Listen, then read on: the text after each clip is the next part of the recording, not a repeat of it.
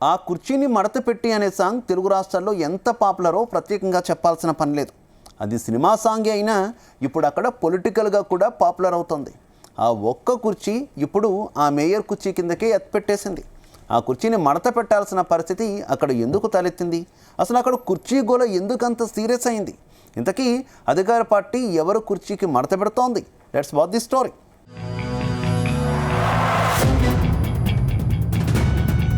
మాజీ CM YS Rajasekhara Reddy కుటుంబానికి కంచుకోట కడప. ప్రత్యేకించి మున్సిపల్ కార్పొరేషన్లో ఆ కుటుంబం చెప్పిందే వేదం. వారి అనునాయులే అక్కడ కార్పొరేటర్లు.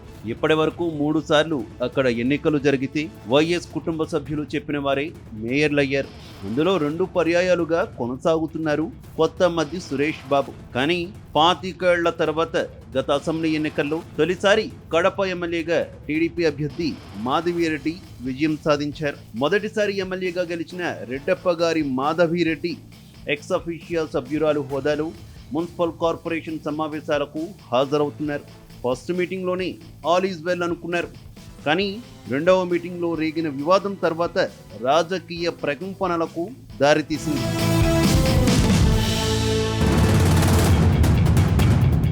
గతేడాది నవంబర్ 7న కడప మున్సిపల్ కార్పొరేషన్ సర్వసభ్య సమావేశం జరిగింది. ఈ సమావేశంలో వేదిక మీద ఎమ్మెల్యే మాధవిరెడ్డికి కుర్చీ లేకుండా చేశారు. ఆగ్రహంతో ఊగిపోయిన ఎమ్మెల్యే మాధవిరెడ్డి ఈ వ్యవహారాన్ని చాలా దూరం వరకు తీసుకువెళ్లారు. ఆ దెబ్బకు ఇప్పుడు మేయర్ సీటే షేక్ అయ్యే పరిస్థితి వచ్చింది. కడప మున్సిపల్ కార్పొరేషన్లో అవినీతి అక్రమాలపై దృష్టి పెట్టిన ఎమ్మెల్యే వాటిని నిగ్గు తేల్చే పనిలో బిజీగా ఉన్నారట. కడప అసెంబ్లీ నియోజకవర్గం మొత్తం మున్సిపల్ కార్పొరేషన్ పరిధిలో ఉండడంతో ఏ అభివృద్ధి కార్యక్రమం జరగాలన్నా కార్పొరేషన్ రిజల్యూషన్ తప్పనిసరి. కానీ ఎమ్మెల్యే మాధవికి పాలకవర్గం మొత్తం సహకరించకపోవడంతో వేదికపై కుర్చీ వేయకపోవడం లాంటి పనులతో ఆమె అసలు పాలకవర్గాన్ని టార్గెట్ చేశారట. నాకే కుర్చీ లేకుండా చేస్తావా, నీ కుర్చీ లాగి పడేస్తా చూడు అంటూ నాడు కార్పొరేషన్ సమావేశంలో చేసిన మాధవిరెడ్డి ఇప్పుడు తన సవాల్ను వర్కౌట్ చేసే పనిలో బిజీగా ఉన్నారని తెలుస్తుంది. అందులో భాగంగానే కడప కార్పొరేషన్లో జరుగుతున్న అవినీతి అక్రమాలను నిగ్గు తేల్చాలంటూ విజిలెన్స్ అధికారులకు ఫిర్యాదు చేశారట.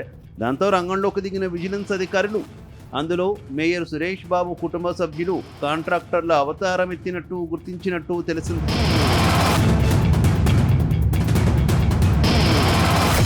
మరోవైపు మున్సిపల్ యాక్ట్ 1955 ప్రకారం ప్రజాప్రతినిధులు వారి పేరున కానీ కుటుంబ సభ్యుల పేరున కానీ కాంట్రాక్టు పనులు చేయకూడదు. ఆ సంగతి మీకు తెలియదా అంటూ మున్సిపల్ అధికారులకు విజిలెన్స్ అధికారులు నోటీసులు ఇచ్చినట్టుగా తెలిసింది.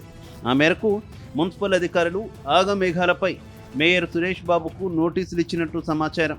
ఇలా విజిలెన్స్ విచారణలో మేయర్ సురేష్ బాబు మెడకు ఉచ్చు బిగుచుకుంటున్నట్లేనని అంటున్నారు పొలిటికల్ పరిశీలకులు. నిబంధనలు అతిక్రమిస్తే ప్రజాప్రతినిధులు వారి పదవులకు అనర్హులవుతారంటూ మేయర్కి ఇచ్చిన నోటీసులో మున్సిపల్ అధికారులు పేర్కొనడం ఇప్పుడు ప్రకంపనలు రేపుతోంది.